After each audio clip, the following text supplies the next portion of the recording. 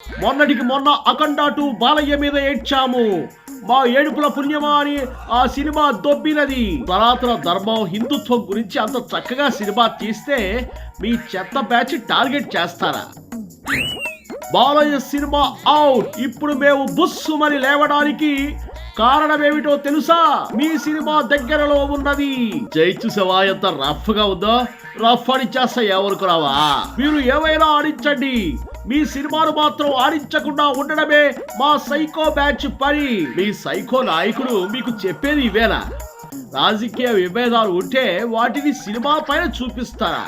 Idiot. చూపిస్తాం, ఖచ్చితంగా చూపిస్తాం.